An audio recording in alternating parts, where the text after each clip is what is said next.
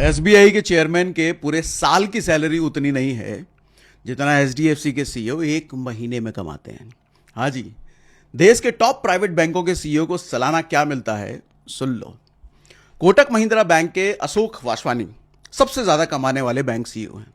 लगभग 13 करोड़ रुपए सालाना पैकेज है। एचडीएफसी बैंक के शशिधर जगदीशन को लगभग 12 करोड़ रुपए मिलते हैं। एक्सिस बैंक के अमिताभ चौधरी को लगभग 9 करोड़ रुपए मिलते हैं। आईसीआईसीआई बैंक के संदीप बख्शी को भी लगभग 9 करोड़।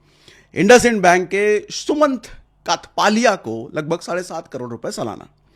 और ये सिर्फ बेसिक सैलरी वाला हिसाब है। इसके ऊपर से ईसॉप्स वगैरह, कंपनी के शेयर्स वगैरह जो मिलते हैं वो सब अलग से मिलता है इनको। ये अलग से करोड़ों का हिसाब किताब है। अब इसके बाद जरा सरकारी बैंकों का हिसाब किताब सुन लो। देश का सबसे बड़ा बैंक है एसबीआई। इसके चेयरमैन हैं सीएस शेट्टी। इनकी सालाना सैलरी है सिर्फ 63 लाख रुपए। बैंक ऑफ बड़ौदा के सीईओ को मिलता है 74 लाख रुपए। कैनरा बैंक के सीईओ को 63 लाख रुपए। बैंक ऑफ महाराष्ट्र के सीईओ को सिर्फ 37 लाख रुपए। और देश के टॉप 10 सरकारी बैंकों के सीईओ की टोटल सैलरी मिलाकर भी 5 करोड़ रुपए से ऊपर नहीं है। अकेले एचडीएफसी के बैंक के सीईओ की सैलरी इससे ज्यादा है। अब सोचिए, दोनों एक ही देश में बैंक चला रहे हैं, जिम्मेदारी भी एक जैसी है, लेकिन एचडीएफसी के सीईओ और एसबीआई के चेयरमैन की सैलरी में सीधे 20 गुना का फर्क है। क्योंकि भैया, सरकारी बैंकों की सैलरी सरकार द्वारा फिक्स होती है।